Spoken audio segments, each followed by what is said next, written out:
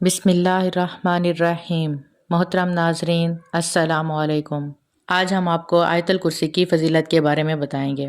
ایک شخص نے عرض کیا، یا رسول اللہ صلی اللہ علیہ وسلم، مجھے ایسی چیز بتائیں کہ مجھے اس سے نفع ہو۔ آپ صلی اللہ علیہ وآلہ وسلم نے فرمایا، آیت الکرسی پڑھا کرو۔ اللہ تیری اور تیری اولاد کی نگہبانی کرے گا اور تیرے گھر پر نگاہ رکھے گا، یہاں تک کہ تیرے ہمسائے اور ان کے گھر پر بھی اللہ کی حفاظت ہوگی۔ حضور نبی کریم صلی اللہ علیہ وآلہ وسلم کا ارشاد ہے کہ جو شخص ہر فرض نماز کے بعد ایک بار آیت الکرسی ہمیشہ پڑھتا رہے، جنت اس پر واجب کر دی جاتی ہے۔ جنت اور اس کے درمیان سوائے موت کے کوئی چیز حائل نہیں ہوتی۔ آیت الکرسی کے بارے میں اور بھی کئی احادیث مبارکہ ہیں جن سے ظاہر ہوتا ہے کہ اس میں بہت سی خواص اور برکات ہیں۔ حضرت ابو ہریرہ رضی اللہ تعالیٰ عنہ فرماتے ہیں کہ حضور نبی کریم صلی اللہ علیہ وآلہ وسلم نے صدقہ فطر کی حفاظت کا کام میرے سپرد فرمایا۔ ایک رات ایک آنے والا آیا اور غلہ بھرنے لگا۔ میں نے اس کو پکڑ لیا اور اس سے کہا کہ میں تجھے حضور نبی کریم صلی اللہ علیہ وآلہ وسلم کی خدمت اقدس میں پیش کروں گا۔ تو وہ کہنے لگا کہ میں محتاج اور سخت ضرورت مند ہوں، چنانچہ میں نے اسے چھوڑ دیا۔ جب صبح ہوئی تو حضور نبی کریم صلی اللہ علیہ وآلہ وسلم نے فرمایا کہ اے ابو ہریرہ، تمہارے رات کے قیدی کا کیا ہوا؟ میں نے عرض کی، یا رسول اللہ صلی اللہ علیہ وآلہ وسلم، اس نے شدید حاجت کا واسطہ دیا تھا، اس لیے مجھے اس پر رحم آ گیا اور میں نے اسے چھوڑ دیا۔ نبی کریم صلی اللہ علیہ وآلہ وسلم نے فرمایا کہ اس نے جھوٹ بولا، وہ پھر آئے گا۔ اس پر مجھے یقین ہو گیا کہ وہ ضرور آئے گا، اس لیے کہ یہ بات حضور سرور کائنات صلی اللہ علیہ وآلہ وسلم نے ارشاد فرمائی۔ چنانچہ میں رات کے وقت کا انتظار کرنے لگا کہ اسی اثناء میں وہ آ گیا اور غلہ بھرنے لگا۔ میں نے پھر اس کو پکڑ لیا اور کہا کہ تجھ کو حضور نبی کریم صلی اللہ علیہ وآلہ وسلم کی خدمت اقدس میں پیش کروں گا۔ وہ کہنے لگا کہ مجھے چھوڑ دو، میں محتاج ہوں، اب نہیں آؤں گا۔ مجھے پھر اس پر رحم آ گیا، میں نے اسے چھوڑ دیا۔ جب صبح ہوئی تو حضور نبی کریم صلی اللہ علیہ وآلہ وسلم نے ارشاد فرمایا، ابو ہریرہ، تمہارے قیدی کا کیا ہوا؟ میں نے عرض کیا، یا رسول اللہ صلی اللہ علیہ وسلم، مجھے اس کی گری و زاری پر بہت ترس آ گیا اور میں نے اس لیے اس کو چھوڑ دیا۔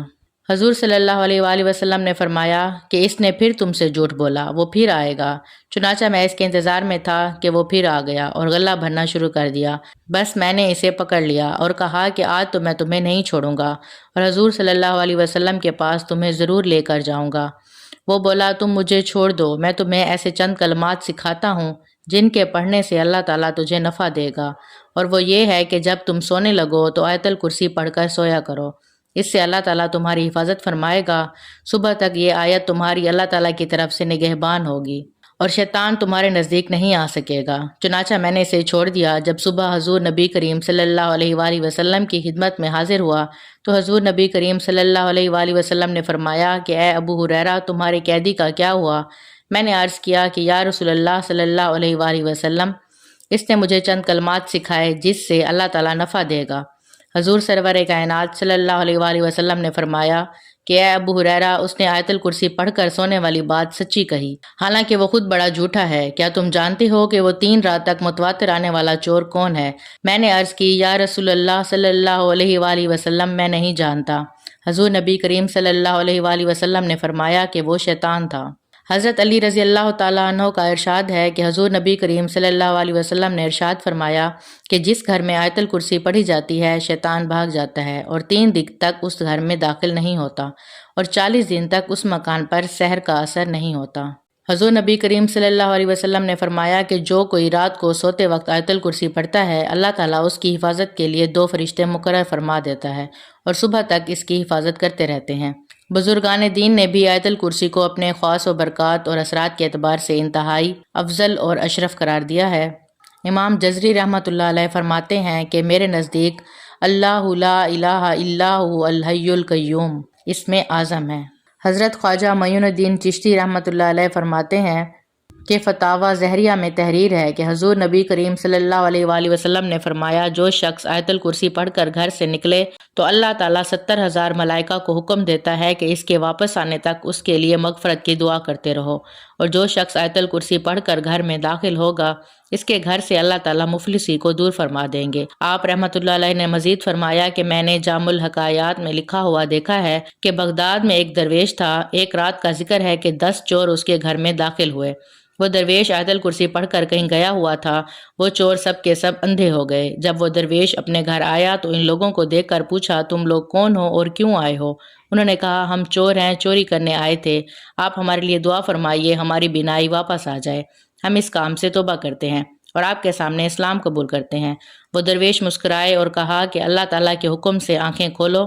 سب کی آنکھیں کھل گئیں اور وہ بینا ہو گئے۔ سب نے اسی وقت توبہ کی اور مسلمان ہو گئے۔ حضرت بابا فرید گنج شکر رحمۃ اللہ علیہ نے آیت الکرسی کی فضیلت بیان کرتے ہوئے ارشاد فرمایا ہے کہ جس دن آیت الکرسی نازل ہوئی تو 70,000 فرشتے اس کے ارد گرد تھے۔ حضرت جبرائیل علیہ السلام حضور نبی کریم صلی اللہ علیہ وآلہ وسلم کی خدمت اقدس میں حاضر ہوئے اور کہا، لیجئے۔ حضور نبی کریم صلی اللہ علیہ وآلہ وسلم نے بڑے اعزاز و اکرام سے اسے لے لیا۔ حضرت جبرائیل علیہ السلام نے کہا کہ یا رسول اللہ صلی اللہ علیہ وآلہ وسلم، اللہ تعالیٰ ارشاد فرماتا ہے کہ جو بندہ آیت الکرسی پڑھے گا، ہر حرف کے بدلے 1000 برس کا ثواب اس کے نامہ اعمال میں لکھ دیا جائے گا۔ 70,000 فرشتے جو کرسی کے گرد ہیں، آیت الکرسی کا ثواب اس کے نام لکھتے ہیں اور وہ شخص اللہ تعالیٰ کے مقربین میں شامل کیا جاتا ہے۔ حضرت شیخ عبد الوہاب شبرانی رحمۃ اللہ علیہ فرماتے ہیں کہ جو شخص دن رات 1000 مرتبہ آیت الکرسی 40 یوم تک پڑھے گا، اللہ کی قسم اس آیت کا روحانی اثر اس کو دکھائی دے گا، ملائکہ اس کی زیارت کو آئیں گے اور اس کے تمام مقاصد اور دلی مرادیں پوری ہوں گی۔ ناظرین، زندگی کا تجربہ یہ بتاتا ہے کہ اللہ تعالیٰ کی مدد جیسی کوئی مدد نہیں ہے۔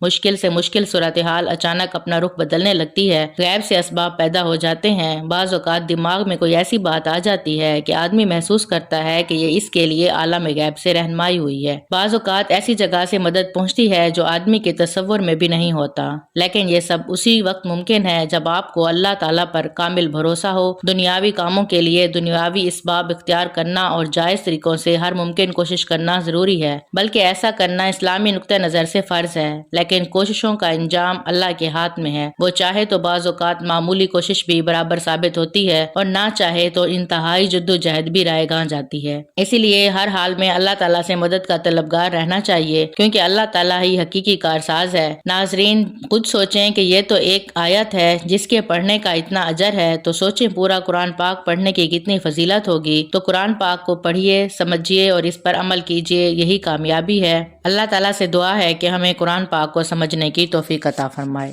آمین۔